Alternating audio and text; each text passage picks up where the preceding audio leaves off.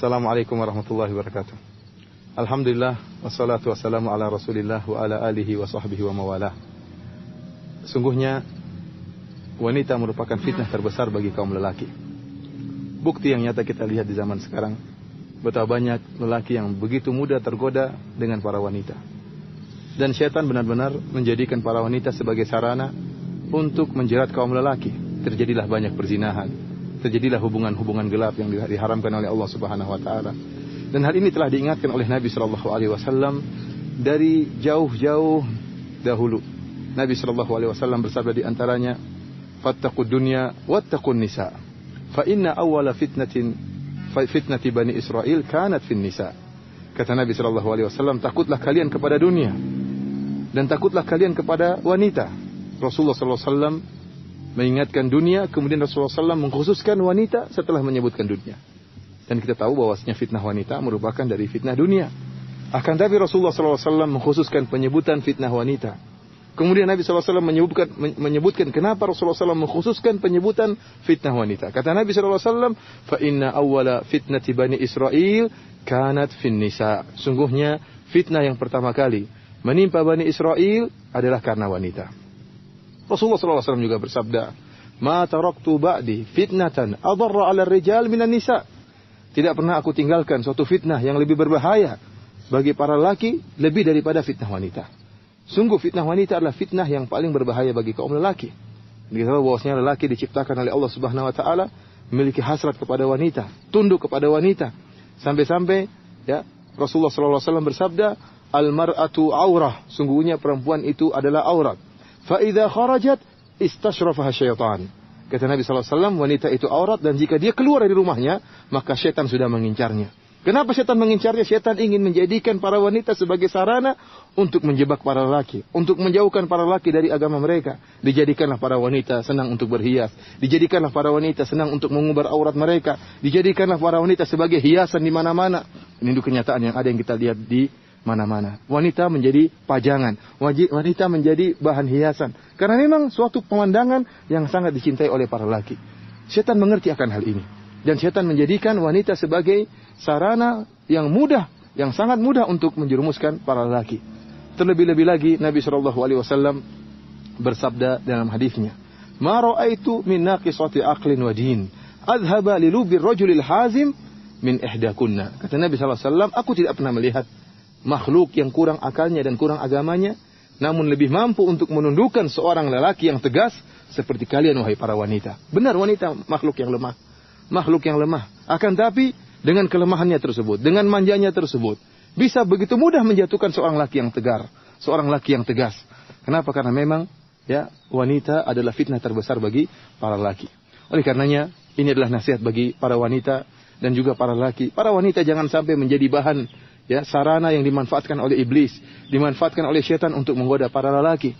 Dan para lelaki berhati-hati, jangan terpengaruh dan jangan terjebak dengan jebakan-jebakan iblis yang telah menjadikan para wanita sebagai fitnah.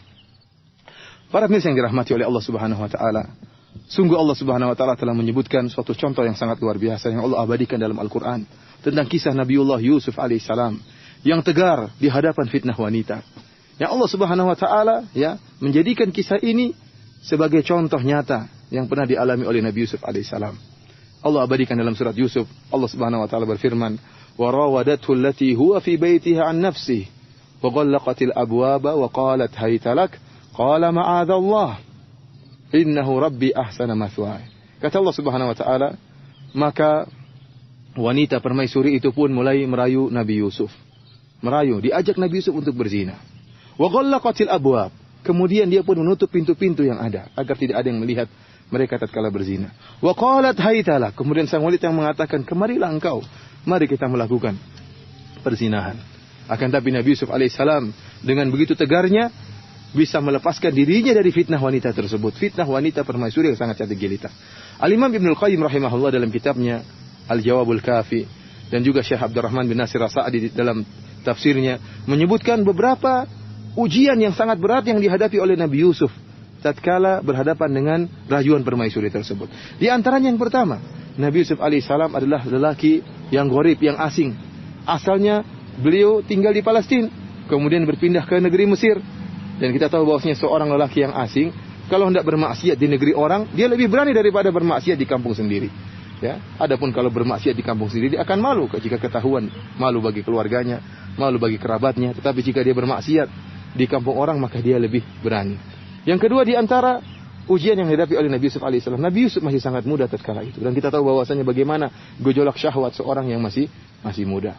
Kemudian di antara ujian yang dihadapi oleh Nabi Yusuf, yang merayu adalah sang wanita.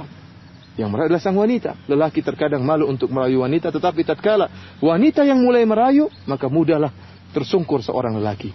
Dan dalam kasus ini yang dihadapi oleh Nabi Yusuf alaihissalam, sang wanita lah yang merayu Nabi Yusuf alaihissalam. Kemudian ujian berikutnya, siapa wanita yang merayu Nabi Yusuf ini? Adalah wanita yang sangat cantik jelita, seorang permaisuri raja. Kemudian selain dia cantik, dia telah menghias dirinya sehingga kecantikan di atas kecantikan. Ya. Kecantikan di atas kecantikan. Ini ujian yang luar biasa. Dirayu oleh seorang wanita yang sangat cantik dan kaya raya. Kemudian juga di antara ujian berikutnya, wa ghallaqatil abwab, kata Allah Subhanahu wa taala, sang wanita telah mengunci seluruh pintu, tidak ada yang melihat. Dan kita tahu bagaimana seorang tatkala bermaksiat tidak ada yang melihat, dia lebih mudah untuk bermaksiat karena dia tidak malu, tidak ada yang melihat dia. Ini ujian-ujian berat yang dihadapi oleh Nabi Yusuf alaihissalam. Akan tapi Nabiullah Yusuf alaihissalam tegar dalam menghadapi ujian tersebut. Kenapa? Dia takut kepada Allah Subhanahu wa taala. Kata Allah Subhanahu wa taala, "Innahu min ibadinal mukhlasin." Ya, Allah Subhanahu wa taala menyelamatkan Nabi Yusuf alaihissalam karena Nabi Yusuf adalah orang-orang yang ikhlas. Diselamatkan oleh Allah Subhanahu wa taala. Dan Nabi Yusuf pun lari. Fastabaqal bab. Nabi Yusuf segera lari meninggalkan tempat tersebut. Tidak ada yang menjamin Nabi Yusuf alaihissalam tegar terus di hadapan maksiat tersebut, maka dia segera meninggalkan tempat maksiat tadi. Oleh karenanya para pemirsa yang dirahmati oleh Allah Subhanahu wa taala, jika Anda dihadapkan dengan fitnah wanita, jika Anda dirayu oleh seorang wanita yang cantik jelita dan kaya raya, ingatlah bagaimana Nabi Yusuf alaihissalam telah digoda dengan godaan yang lebih berat daripada yang Anda hadapi. Akan tapi karena Nabi Yusuf alaihissalam berdoa kepada Allah Subhanahu wa taala dan mengingat keagungan Allah Subhanahu wa taala dan takut akan azab Allah Subhanahu wa taala, maka dia meninggalkan tempat maksiat tersebut. Dia meninggalkan rayuan wanita tersebut dan dia lari meninggalkan tempat tersebut. Inilah para pemirsa yang dirahmati oleh Allah Subhanahu wa taala, hendaknya kita ingat akan hari akhirat, bahwasanya kenikmatan yang kita dapatkan dengan cara yang haram, ya, dengan hubungan yang tidak benar dengan wanita yang tidak halal bagi kita, maka ingatlah kita hanya mendapatkan kenikmatan sesaat. Setelah itu kita akan mendapatkan siksaan yang terus-menerus, siksaan yang pedih yang akan dirasakan oleh seorang yang bermaksiat kepada Allah, yang melakukan perzinahan, yang melakukan hubungan gelap dengan wanita yang tidak halal baginya. Allah mengancam mereka, orang-orang yang berzina, Allah akan ancam mereka di akhirat kelak. Mereka akan diadab di alam kubur sebelum diadab di neraka jahanam. Semoga Allah Subhanahu wa taala menjauhkan kita dari fitnah wanita, dan semoga Allah Subhanahu wa taala menegarkan iman kita tatkala kita dihadapkan dengan rayuan dan godaan wanita yang tidak halal bagi kita. Wahai para wanita, janganlah Anda dimanfaatkan oleh iblis. Jangan Anda dijadikan perangkap iblis untuk menjerat para kaum lelaki. Ingatlah setiap aurat yang Anda buka, yang dilihat oleh para lelaki, akan dicatat oleh Allah Subhanahu wa taala dan akan menambah beratnya azab Anda pada hari kiamat kelak. Semakin banyak mata yang melihat aurat yang Anda umbar, maka semakin berat pula azab yang Anda rasakan di akhirat kelak.